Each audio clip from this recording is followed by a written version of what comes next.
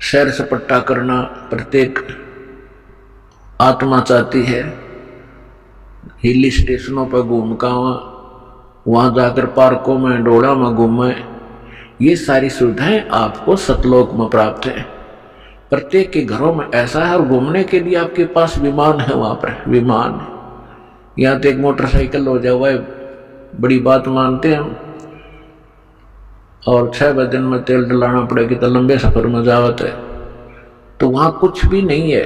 निष्कर्म मोक्ष वहां प्राप्त होता है, बिना काम किए सारे सुख प्राप्त होंगे, लेकिन वो होगा यहां किए हुए का प्रतिफल। जैसे बच्चा विद्यालय में जाता है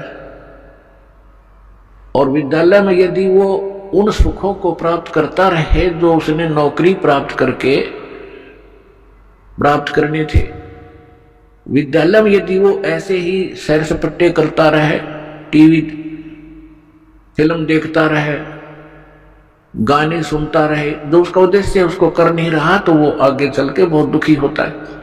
इसी प्रकार वो जो विद्यार्थी अपने सच्चे दिल से पढ़ाई कर जाते हैं, सफल हो जाते हैं, तो फिर उसको उस फील्ड में जा करके वो सुविधाएं प्राप्त होती हैं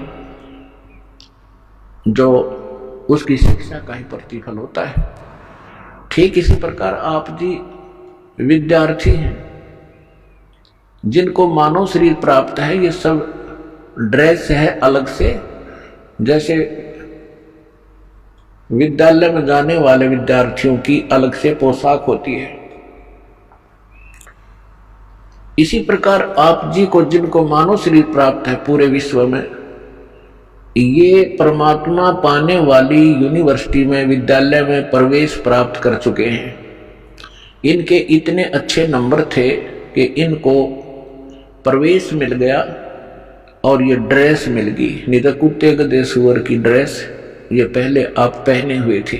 जिसको भी आज मानव शरीर प्राप्त है या कभी भी होता है, तो उसका उद्देश्य भिन्न होता है,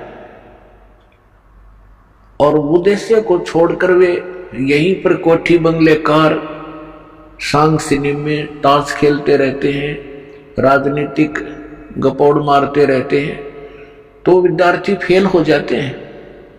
और फेल होने के बाद फिर उनको कितना कष्ट होता है। और जो बच्चे पढ़ जाते हैं, शिक्षा ग्रहण कर जाते हैं, अच्छी लगन लगाकर, आगे चलकर उनको बड़ा सुख प्राप्त होता है।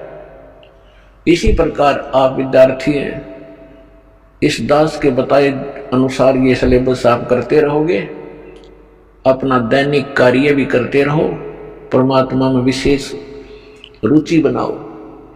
ज्यादा समय परमात्मा की महिमा सुनने और सुनाने में, मंत्र के जाप करने में, सुबह शाम और दोपहर की जो नित्य नियम बताए हम के करने में ज्यादा समय लगाओ।